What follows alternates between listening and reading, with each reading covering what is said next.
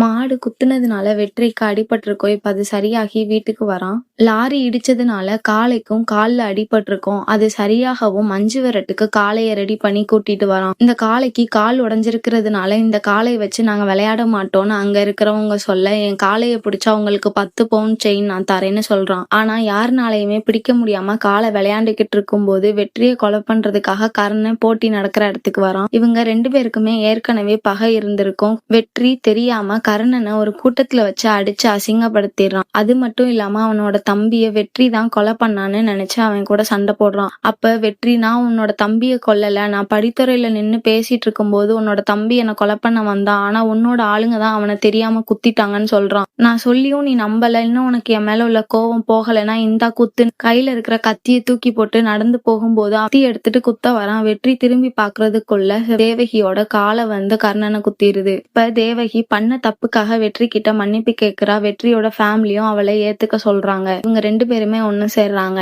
அது போல அண்ணன் தம்பியான செவ்வாழ பாண்டி முனின்ற 2 காளையுமே ஒண்ணு சேருது.